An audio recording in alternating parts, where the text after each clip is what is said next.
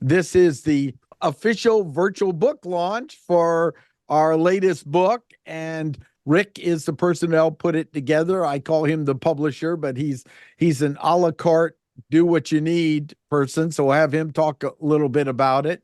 How did this get going? And this, as you all know, a few years ago, I developed a course on what is AI, and I've spoken to my university and my stepson's a senior data scientist, and really people realizing it's coming, they need to pay attention to it. And then, of course, what occurred is ChatGPT came online and they said it's free. And to me, that was a watershed moment because that's when the world started realizing it. And I described there in new technology, there seems to be some big event that occurs, and then the whole world starts knowing about it. Just like augmented reality, most people really wasn't on their radar until Pokemon came out. Then you had annoying people in our park walking around and chasing Pokemon. And I believe when ChatGPT went live, that was a watershed moment for the AI coming in. So when that came in, Justin joined my team to work with me on training, and he's a technology, how do I jump in and learn something as soon as fast? And he's an amazing study. And I said, Justin, what are you up to? He says, well, nobody's got a book on brick and mortar and AI. And he said, I had started working on it. I said, I want to be part of it. And he said, sure. And I said, so we'll work on it. I'm finishing up my relationship marketing book, which is out and doing very well. And my best friend, Rick, that's here, is the publisher and helping out with it. And why don't we work together? And he said, great idea. And we went over it. And now we have it out. I often joke with people that I was an extremely analytical mind who grew up in farming. But the fact is, I got started in processes at a very early age, and I really enjoy it. I'm the type of person who, if I can make something more efficient, I get joy out of it. And anytime that I do anything, whether it's washing the dishes to business processes, I'm always trying to find a way to make it more efficient and to make it to where I can finish it faster and move on to the next. Aside from that, you take any of our classes or get to know work with me at all. I'm a huge geek, science, technology. I love it. And so it just comes naturally. And again, artificial intelligence is something I think a lot of my generation grew up with in concept and theory and science fiction, but I've always been fascinated by it, fascinated with how computers work. As Martin said, I think one of my greatest skills is I'm able to integrate the technology very quickly and learn extremely fast, which has always been beneficial. I love teaching and helping others. And so where this book came from was, working with small business is a passion of mine, passion of Martin's as well. I know Rick, with helping small business compete at a higher scale to compete with larger corporations, organizations. And so it's only natural when you look at helping small businesses, how can you be more efficient so you can scale your business so you can do more with what you have? It'd be nice if everybody had the budget of Tesla, but unfortunately, we may not always have that. So if we can leverage a tool such as artificial intelligence to create content, to do data analysis and come up with ideas that once took us a considerable amount of time, but we can do that in a matter of a morning or even before our coffee. That's huge. That's massive. Not only does it make it easier, but it just allows you so much more free time, even on your business, but even to be expand what you do outside of your business. So that's only natural to me that that's something we want to do. So again, as Martin said, we've been working on this for a while. And one of the things is, artificial intelligence. Again, you hear Elon Musk, Apple, Google are the big ones you hear, but you don't always hear, small business, brick and mortar. How can we help our local towns, our local businesses? We saw a need and we work with small businesses now as well. And so it was only natural to create this guide on, how can we provide the most, compact tool without making it too complex or complicated to understand. And so it's been a real fun journey. I'm really excited about it. Before I get going too far, Rick, I'm going to turn it over to you.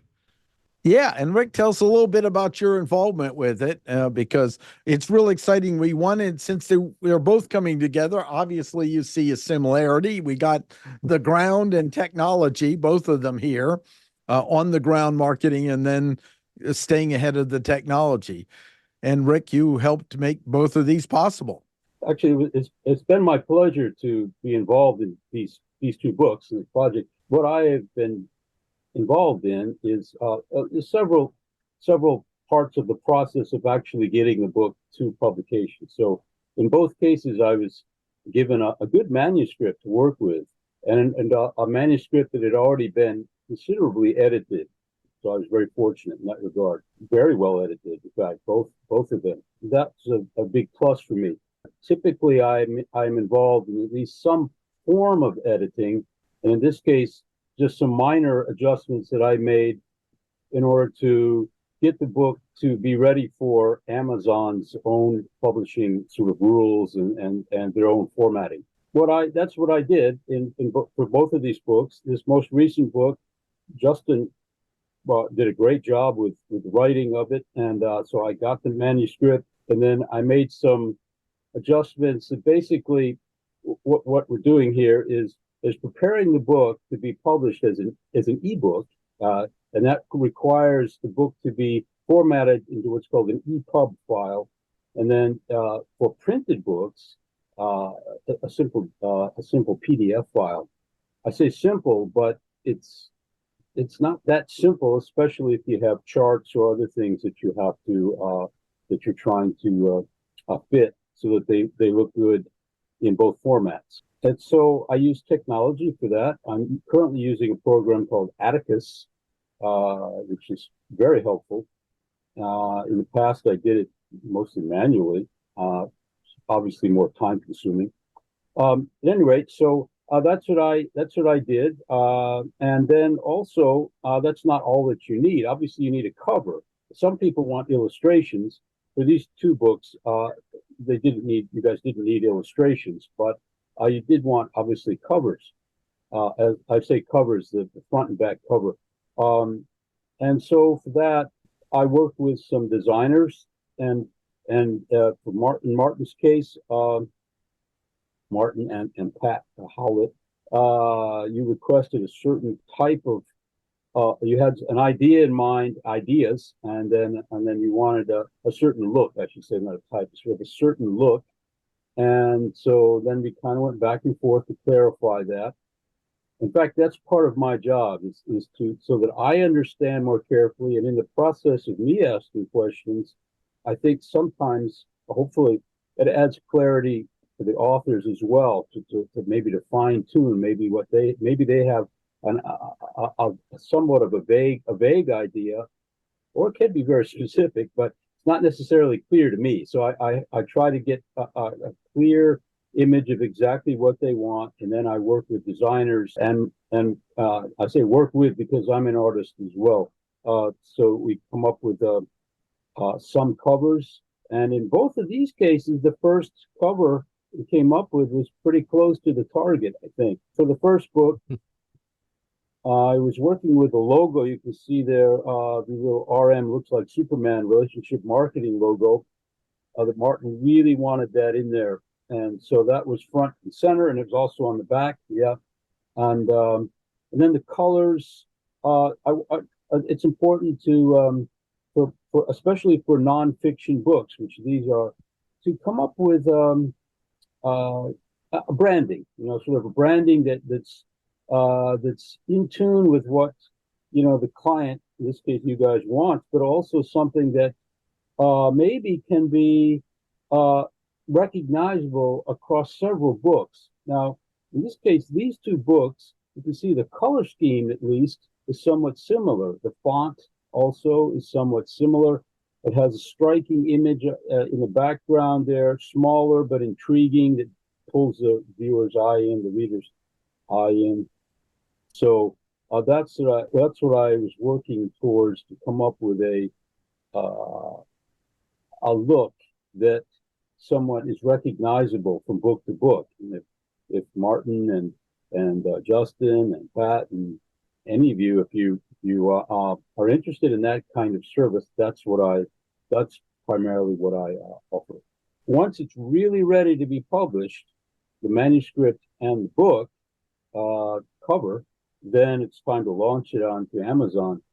The good point about publishing with Amazon is that the way I set this up is for you to get all the royalties. I'm simply providing a service, and I have a list of fees that I would charge for that. But all the royalties, you are the publisher. You're the writer, and you are actually the real publisher in that you're getting all the royalties. It's nothing divided up, nothing like that. It's simply up to you. Now, in this case, Martin and Justin would work out however they want to divide up the sales royalties of the book, but it's nothing to do with me. Amazon takes a cut, but not that much. They're very generous. Mm-hmm. So self-publishing is very doable for a lot of people, and it doesn't have to be that expensive either. That's basically what I do. I thought I'd talk about, before we open up for questions, some of the challenges that occurred, because this is Justin's first book, mm-hmm. and he built out some wonderful tables that just didn't quite fit into the system. And then you and him went back and forth on how to do it. I think that's, one of the things that happens is you try something, and these tools do have requirements of how they work. They don't just mm-hmm. eat everything you give them. And that was one. And the other exciting thing is Justin had a vision for the image, and we really wanted that to be done not with AI. So it had a real organic covers. And the covers themselves have used no AI. This is right. all done by the designers, working with photographs and which they have rights to use, that they've bought the rights to use, and then also with Photoshop and other tools that they use, but not AI in the sense of generating something that they may or may not have rights. And one other thing with this was kind of interesting, because Justin's original vision was to make it just a Kindle book. And I said, Justin, I got the book coming on.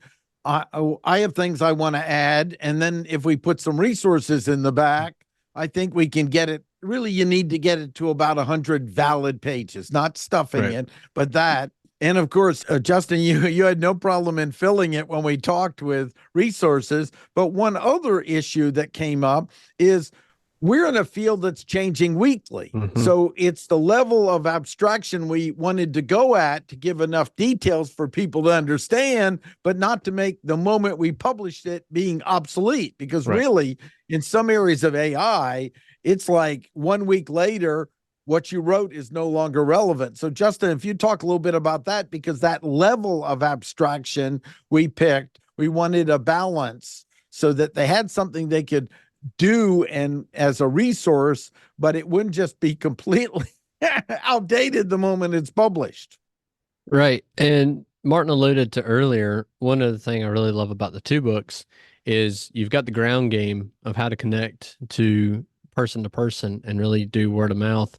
And then with this book, it really takes you into the digital age with really giving you a holistic ground to cloud, so to speak, approach to how to market your business, and not just market, but go deeper into there's sections in here on how to be, to change your operations completely with administrative, even down to, how to get more information on how to secure your brick and mortar business. And so like Martin said, I'm the type of person too. I love to take notes, even though everything I do is technology, I still like to be able to take notes. And Rick, it was really awesome when we were going through this book. Rick was actually able not only to get some space in the back for notes, but also the margins are very user-friendly, so you can take notes as you're working through the book. So it almost comes like a workbook in a way. Like Martin said, it was really important to me that this book did not turn into a computer science textbook, to where we spend more time working on neural networks and the, deep learning. There is some mention of that in there, and there's some really high level explanation of how that works, like large language models. But a lot of what I've seen out there when we were approaching this was not so much on how to use it, but how it worked. And, Martin has a brilliant quote with, do you want to learn how electricity works, or you want to learn how to turn the lights on? And you won't learn anything if you can't see. And so that's what this is. And I know a few of y'all have already talked about checking the book out and this, and I'd love to hear feedback on it. But a lot of what I did was focus on prompt engineering, because even if you understand how neural networks and deep learning, machine learning works, if you don't know how to communicate with it, that really doesn't do you much good. And so prompt engineering is essentially how you communicate with these tools, because just to give you a high level of how they work is they're predictive. So they're taking information, vast amounts of information, and they're essentially putting one word at a time. You think of it if you're riding on front of the train and you're putting the track down while you're riding. And so it takes the context of what you give it, and it does the next probable word within that context. And so the more information you can give it, the better you can formulate your prompt, and the more context, much like, if you were to ask somebody who didn't know anything about your question and you really needed that person to complete a task for you, it's a lot like that. And so it's a lot like, I need to be able to answer any question they may have to get the best response. And that's really what this book is about. This book is about how to really leverage the information you have as the subject matter expert to get the best return from these tools. There are a lot of free tools out there, but we're starting to see that this is, there's a time coming where this wave is going to kind of flatten out and everything's going to be a paid service. That's coming. We've seen it with the internet. We've seen it with everything. And social so media, social it's media, more of a it's pay to play now. Yeah. Exactly. And so one, when you're more effective at the free level, then perhaps you're able to scale your business or even expand your business so that by the time everything is paid, you've scaled enough to where you have some extra income to be able to pay for these services. Or if you've decided you're already going to pay for a tool, you have enough experience with the various tools available that you know which one works best for you and your business. Now, one thing I didn't do either is, again, like Martin said, things change. Companies come up, they go under. It's been the year of the unicorn, was 2023. And what I mean is there's a lot of new companies that came up and fell flat just within a year. And so this doesn't reference a specific company. There's a lot of Chat GPT books out there. There's a ton of how to use Chat GPT. The things you'll learn in this book are applicable with Chat GPT, Claude, Google Bard, even down to how to use Dolly, certain image generation type tools and everything. And so it's the principles of how to do it and the foundation of how to do it, but in a way that's really enjoyable to read and not something that you're going to have to worry about being exhausted when you put down. Rick made a good point when we were working in the draft of it. Again, it's my first book, so I was a little nervous, and Rick and I had a conversation early on and asked his opinion of it. And Rick, do you want to touch on that? Well, I was very impressed actually with the content. I thought it was great. Rick has got a lot of experience in that field and with publishing. And, here I am green, I'm walking into it. And he actually helped me out a lot when we were looking at more content, because just some of the comments he made, he read it and went over it as we were going. And having that feedback really showed me I was on the right track with not trying to do a real technical book, but a book that's really easy to read and really simple to grasp with a lot of examples. And so that really made sure that helped me stay on the same track. But that's really the spirit I wanted to capture in this book, is I want it to be enjoyable. And I want, by the time you put this down, for you to be excited about moving into this, to a new skill, which is really what it is. An example of prompts going astray is we did a lot of testing with small businesses on it. And that's because we really built a course simultaneously for small businesses. And of course, I was finding ways to fit this into my small business training everywhere I could. We had a technology sharing group. So we wanted to make sure we had broken enough eggs in the area of the micro business owner that we had real world experience along with building the book. And one of the funny things was some type of prompt we wrote where it was like, I want a dish that has this is this, and iced tea. And it was like a pancake and iced tea.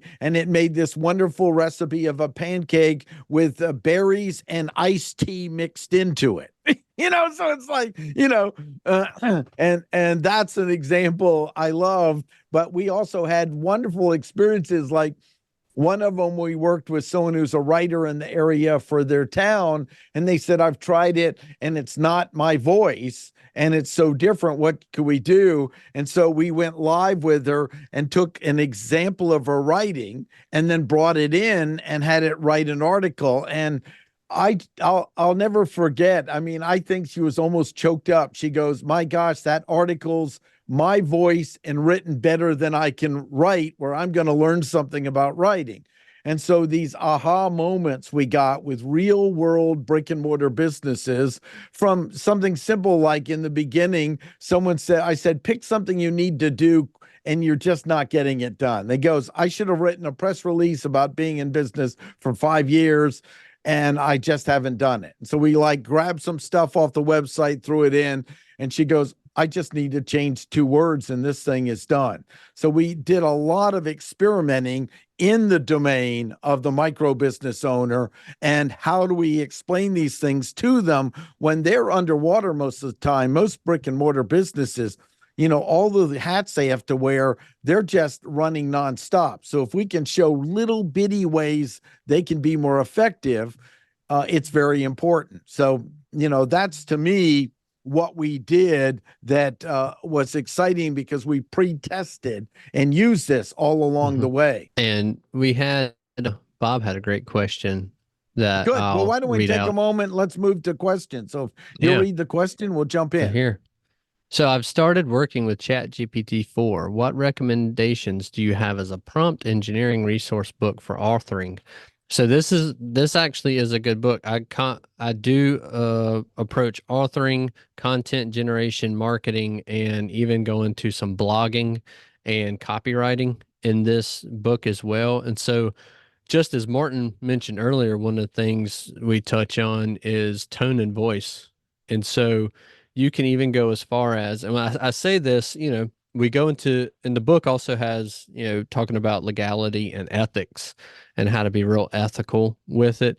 But you could go as far, if you have a favorite writer. So Tom Clancy, if you're a huge Tom Clancy fan, you could even go as far as to, analyze some writing there and really help kind of break down how it uses. I wouldn't say use that or even copy it, but you can actually use tools like this to help kind of better understand some of your favorite writings. But then too, if you have writings that you're really proud of, say articles or anything like that, manuscript that you're really proud of, and you look at that as a great resource, then you can actually take snippets of those. And I say try to use kind of a smaller piece, because again, everything we do trains these systems as well. So you're also putting in while it's putting out, but take some from your more favorable articles, and you could say something to the effect of, I'm writing a manuscript on blank topic using the tone, voice, and literary style of the example below. Create a 1,000-word blog post on this topic with these parameters. And so what it would do is it's going to analyze in real time the section that you gave it. It's going to pull data from the internet or the training data, depending on what tool you're using. And then it's actually going to provide everything in that context back to you. And that's what we did with the example Martin was talking about. It was a very unique situation. It was talking about a type of Old English architecture and a very specific Old English architecture in a specific place. And it was really amazing to see how just doing a live demonstration using some of the principles that we have in here produced something to where the individual instantly said, I know that, I know what it's talking about right there as a subject matter expert. So it wasn't just regurgitating random information. It was, she said, I may have to tweak this or tweak that, but overall, she was really impressed with what it did.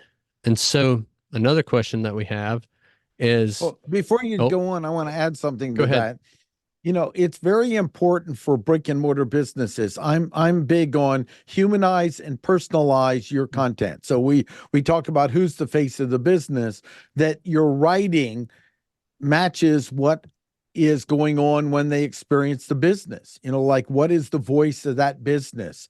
And so that's why this is important, that you don't take some celebrity to speak for you, but you actually really dial it in. And I had someone in the class that has a popcorn shop, and it was so touching. I went into their shop. I went, I think they listened to what I said. And and seen all the new things in it, but they realize they're going to have to be the voice of their business. They're going to be like the Colonel Sanders or something of their business. And that's why this is important, that you really focus on, can I capture the essence so they hear you in the contents of what you're writing when it comes to a small business. And that's why I think it's a base too. And also that we're very clear, do not take this stuff and just throw it out on the web. Now, Google's clearly stated it's ranking quality, but with the example we gave of the writer on a topic, she knew enough about the topic being written that she would know if it was hallucinating or in more technical terms, the temperature was higher of the content and it wasn't accurate enough. So this is not something that substitutes human interaction at this level. And we don't even recommend it. I mean, we're already seeing lots of people overusing AI pictures, and I'm already tired of seeing them. I want to go to Pixabay or get some real photos in, because I'm going, okay, yeah, he has too many fingers for a Homo sapien. And so this movement of where the technology is and making sure you keep your voice in your small business and your work, and not using it for everything, finding out what the right tools, which one's best. Now, Copilot and Bing often came out as the first one that gave us reference. So when I need more accurate data, I should go to those. But when I want something more creative, even the free ChatGPT can be very useful. And just to add on that before moving to our next question too, one of the more powerful things as well is many of these tools will help you learn how to use them and will help teach you how to become better at prompt engineering. And it's a conversation. And so as you get better at the conversation, you can ask it questions and it'll coach you along the way, actually. But another question we have, which this one's for you, Rick. If an individual has a transcript that they want to self-publish, what is an approximate cost for Rick to edit, create layout and covers and publish on Amazon? Great question. But in that case, please contact me. Okay. It really depends on, I'm not trying to be evasive. I just want to be honest. So there's a range. I could talk about a range, but really contact me. It'll be, and I'll tell you once you give me how much, more information about your manuscript and whether or not you have illustrations and whether you want the color, your interior to be colored or not, depending on the type of book, then I can give you more information. My services, again, are focused on editing and preparing your book to be published, then creating illustrations for you if you want those, obviously, and then also I can do that, and also creating a cover for you. And then if this sounds like it'd be your first book, then helping you to actually upload it correctly onto Amazon, and then whether you want an EPUB, electronic version, and a printed version. Again, there'll be, if you want both, then I'll charge a little bit more because it takes me more work to produce two different types of formatting, but not much more. I mean, that's it's really quite. I try to be quite reasonable about that because the technology I use helps me a lot with that. So my time that would have taken me many hours has been reduced, but there's still trial and error on my part. So I want to be as transparent as I can, and I can't really do that here. So what I'll do is I'm going to type my best way right now is to get. I'm going to type my email address. And Rick, I'm going to say we'll put the email in the video, but we're going to break it up so the skimmers can't just grab it and create it, so they can reach you as well. But yeah, okay. Go ahead, put it I'll in just chat put it in right the now. chat That'd be now. great. And then, Yeah. Time scenario. If you're wondering about how much time it would cost, I mean, how much time it would take. Excuse me. Again, it depends on how clear you are and how far along you are. Like if you really have a finished manuscript, then I'll check it over and then I'll see, has it been edited carefully? I myself have written quite a few books, and I do this at the university as well, and I think, oh, this is all right, and then sometimes I won't look at it for a week or two, come back to it, and I think, oh my goodness. So it's very common for most people, myself included, to miss things, things that you assume that you did, typos, or certain sentences that were completely left out sometimes, or sometimes the order's wrong. So depending on editing, how much editing you want or need, that can be an extra cost, and it can also push the time frame up. But it won't take me, 6 months or something. No, we can do this. We do this pretty quickly. I'd say usually about 3 months, 90 days or less. That includes the cover and getting it up onto Amazon. Now, I think Justin with Martin with this particular book. It was quicker than that. Yeah, it was really quick. It was up, it was done before the end of the year, I believe. Mm-hmm. I think. We just decided to have it launched right after the start of the year. Right. Yep. Exactly. Yeah. So it was a very pleasant experience. Thank you. Yeah, I enjoyed working with both of you very much. But at any rate, that's probably all I can say at this point, and I'll be happy to talk with you either like this, on Zoom or on Google Meet, and then if you want to do that, obviously we can exchange emails. But if anybody's interested, just feel free to contact me. I have my website up, and you can see some examples. But it'll be a price. There's a price range there as well.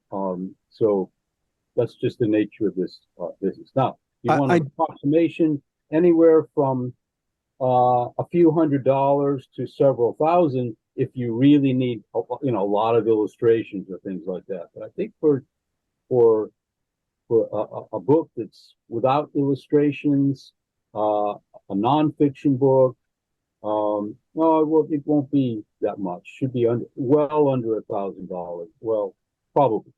Again, it's a range. I have to leave it at that. I want to be. Don't want to shock anybody or make it seem as though I'm being shifty. Not at all. I actually want to be as honest as I can without having information to work with. The other thing I just want to say is this one I really wanted to get out so it's available for Christmas. And so I knew you can always benefit from more editors. And Jane Malucci is now, I've hired her to convert it to Audible, and she's making a little list of tiny little nuanced changes that she found in correction. So I want to tell people, don't worry, no matter what you do, you're going to find some typos somewhere in a book that comes out.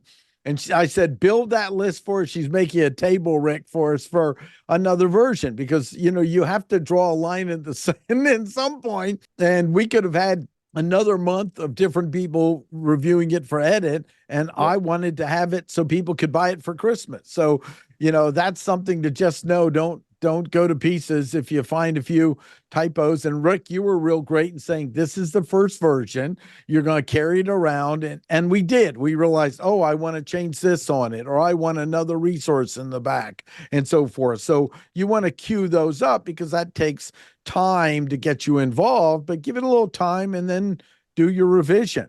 Mm-hmm.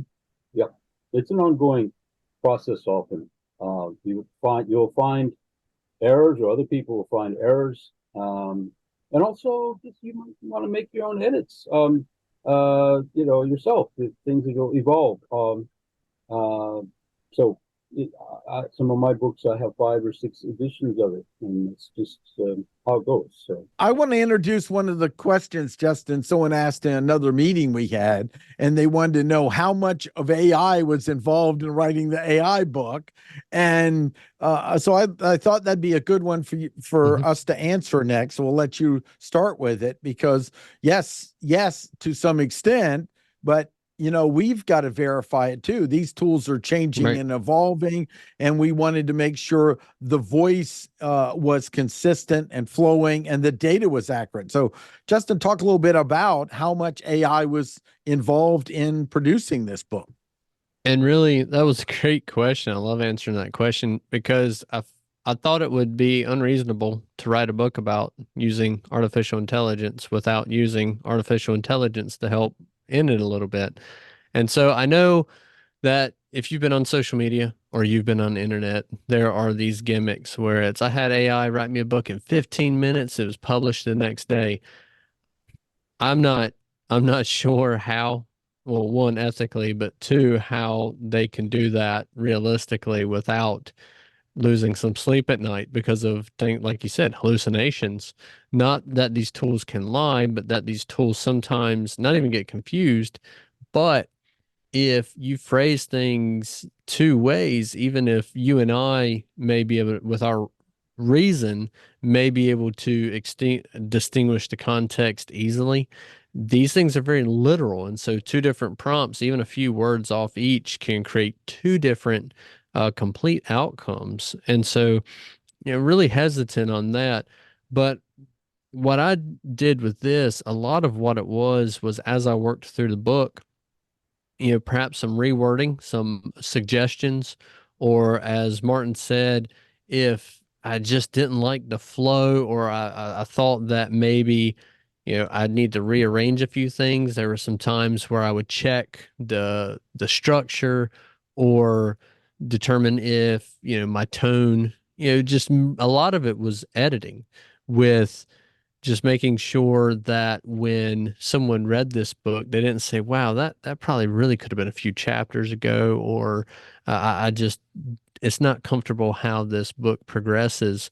But then too, with working in my dissertation when I obtained my PhD, it really research heavy. And Martin and I know one thing I appreciate working with Martin is we're very research focused, and we're very big on not just throwing something out there. You want to make sure it's valid. And so it used to, in the age of Google, you Google something, but one of the things that we teach is how to use Copilot and Bing, which is Chat GPT-4 powered, but it's focused on more on your research. And so how's you to use leverage tools like that to really ensure accuracy? And, everything that I put in this book, Martin and I made sure was in here, we want to make sure was accurate above all else as well. And so I did use AI tools to really help ensure that what we included was valid, was accurate, and everything. And so there are a lot of things that you can do with these tools, but I think really the important thing is, again, like Martin said, they're tools.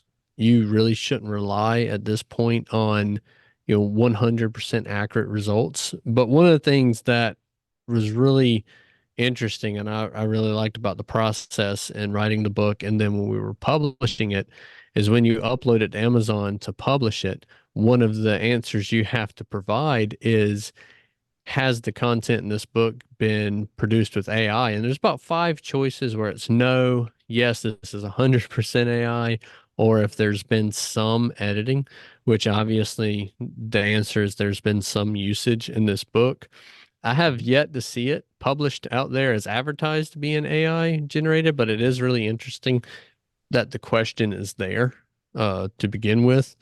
And so, apparently, Amazon is starting to get a lot of content that's AI generated out there, which again, you may come across something that seems a little interesting. But one of the things we touch on in the book too is how to kind of identify it, because AI generated content is getting so it's really is progressing, and it's getting really hard to determine. I remember just a year ago when you had it write something, or even, around September, and it may repeat itself a lot, or you may have some mistypes. It was almost as if it was caught off guard and needed to answer something really quick. And just by the time Christmas came, it was really hard to distinguish from human, something written by human and something written by AI. And that's only going to get more complex as we move into this year. But there's still ways that you can kind of determine that. And what I really wanted to make sure with this book was, when I was writing, is I didn't want to just have it generate a lot of the content, because again, I really wanted this book to be something that you could pick up and read and be personable, and really almost like we're here on a journey with you and learning a new skill. And really, there's a lot of fear around artificial intelligence, and there's a lot of uncertainty. So really wanted it to be something that you feel comfortable reading, kind of encouraged in moving into this new skill, not something that's really cold and computer generated and it's very obvious. So I'd say about 10% of the total. And a lot of that really is with helping structure and make sure the flow really worked. And then there were some that I used. Again, I asked the, Chat GPT, Claude. I used a lot of different tested a lot of different tools in producing this book just to see different outcomes. And there were some times where, if I was really playing with a really interesting, for example, strategic planning is one thing in this book that I was really excited about. And, there are a few in there where I'd ask, what do you suggest? What would you suggest is? And it gives me examples. And a lot of that really gave me idea generation. And there were some things where I couldn't quite put my hand on what it was I wanted to say. And just having some of those examples really sparked that creative, movement, and really helped me write a chapter that was way better than anything that I previously had on the page. To me, a lot of AI keeps pointing out things that are obvious that I've forgotten. Right. I've been working in a field so long ago, oh my gosh, I almost stepped over email marketing in this area or something like that. And that's equally important. One of the things I love is when we told people you can ask it to teach you something, or you can say you're doing a business plan. Here's the basic structure. Ask me 20 questions and then produce the plan. And of course, we go into the exact anatomy of that a little more, but that's exciting where it asks you questions and then it produces something. Many people don't know that. Or unstructured. What did you call it? Just let me ramble for a while and then put it together. Oh my gosh, Right. I got a basic article together where I didn't have my ideas well formed. So I basically said, I'm going to ramble for a while, listen to me and collect them. And then I want you to put them into a logical order. Mhm. And it did it.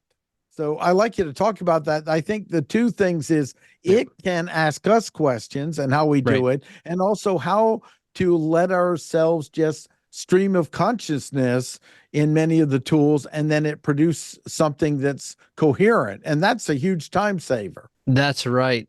And so the two prompts Martin just alluded to are very powerful, and they're ones we definitely address in the class. So one is brainstorming, and the other is really using an LLM to filter results through the lens of your business. So the first one is really powerful, especially with Copilot. because Copilot is built off of ChatGPT-4, but it's really focused on integrating search and research, which is essentially a marriage between ChatGPT-4 as a language model and Bing, Microsoft's Bing search capability.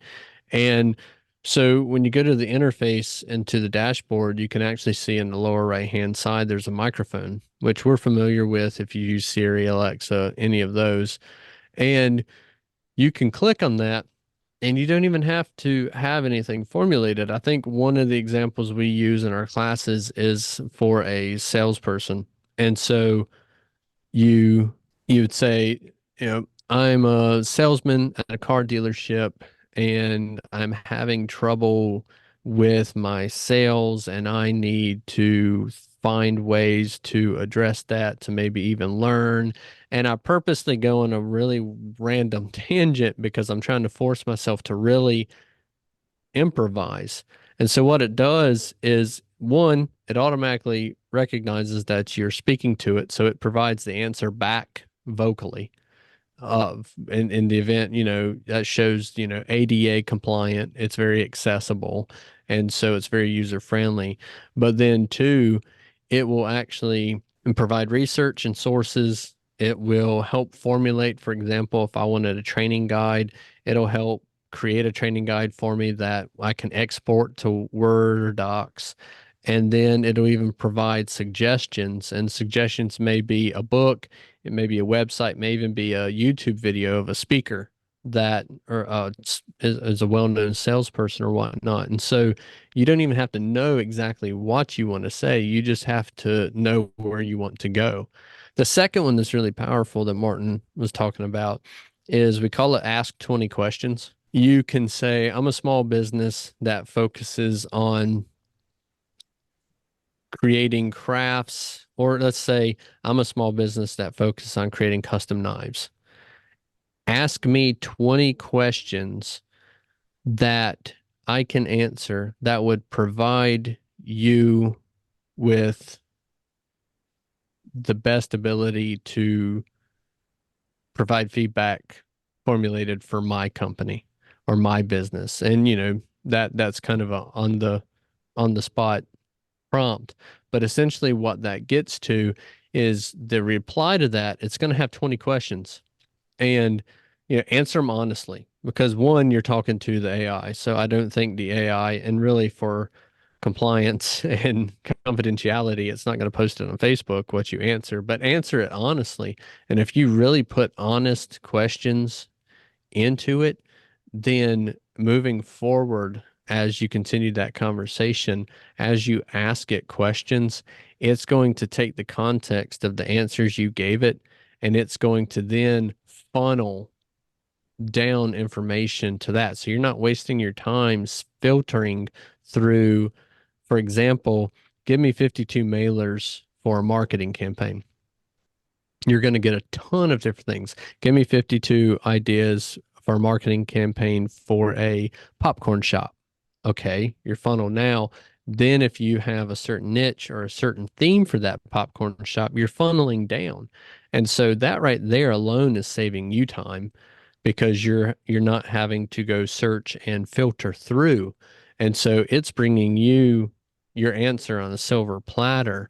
And then from there, if you've already done the 20 questions on that, it knows your company, your theme, what you're trying to do. Then as you go to create ideas, you're doing less work then, but it's going to continue to get better at answering your questions and better at providing you feedback for your social media, for your blog, for your, um, festival booth. You can do, if you have a booth at festivals and you travel and you have your knives displayed, it's going to even give you ideas on how to provide education at these events on YouTube Live, to where you're doubling your exposure, both in person and then to your online community. And it can do that as well.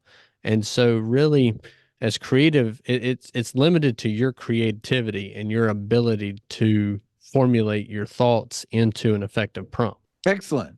Well, I want to do one more round and then wrap up because I'm watching our time. We're so excited to have people, you all here and joining us in our launch. We also offer Dana Gower is part of the team as well, and then we have advisors like Emery Carr, my stepson, and some others. We offer training for professional associations and groups, and then training for small businesses, which is really what this book is. So we'd like to open one more round up. Any questions you have or comments? Or if not, I'd love to hear something you found useful in the meeting today. You can unmute and just a takeaway. So anyone can unmute and go. Go ahead. I would just like to say that I have only read the first 4 pages of this book, and I'm very excited already because it's got people are going to save money. Business owners need to know that this is going to help them save money and streamline their business. So I'm really excited. I think this was an excellent 1-hour session. Thank you guys for doing this and for putting this book together. And I'm very excited about it. Wonderful. Thank you. Great. And the book has a reference for where you can get updated data from us as well, because we knew once it's published, we need to already have somewhere where we update things. We have a YouTube playlist specifically. Oh, good. Where you can keep up with it in the back. You'll see a QR code there. Yep. I had a question. Oh, good. Why did you not have your pictures on it? Our pictures on it. Uh-huh. Like, one of the things I do when I buy a book is I always want to read the back and I always want to look at the picture who wrote it. You know, I think, Robin, you just gave us something for revision 3. There we you go. know what I mean? The next these edition. are the type of things, you know, we really were on a time where we wanted to get it out the door. And honestly, I didn't think of that, you know, Well, and so yeah, that'd be kind of Martin, fun in another one. What, Rob? I What? want to see where this person actually resides, you know, in some little village in England, or maybe she just Yeah, lives yeah, in the middle sounds of great. Atlanta. She's writing about Well, we Africa. got some suggestions. Make notes. I'm with but, Robin. I always want to But know it does, where they are. yeah. 'Cause there would be room So right maybe there. we'll put our Yeah. little pictures on the back of it. There's And room they- right were so- there. Yeah. We really wanted, the big thing was, since it was to get it out quick, we wanted to make sure this was simple and went back and forth with Rick. So simple, readable, and would grab their attention. So that was and also had enough negative space. It wasn't cluttered. So honestly, we missed that. You know, that's the Missed type of it. stuff that happens in your first version. We'll get And it second edition. Yeah. You could say Martin Brossman lives in Ocracoke Island with 3 cats. I mean, that's Exactly. They might hallucinate that. Well, you can ask ChatGPT and it does know who I am. So Actually, we did discuss that very briefly, this issue. Yeah. Yeah. We discussed whether you want your photo inside the book with your bios, because you do have little bios that we Yeah. talk to you about that. Remember that hey, let's get some bios if you guys are comfortable with that. Within the sort of the back matter of the book, it's called in publishing lingo. It basically means the back of the book, but the back of the book, not the back cover, but actually within the book itself.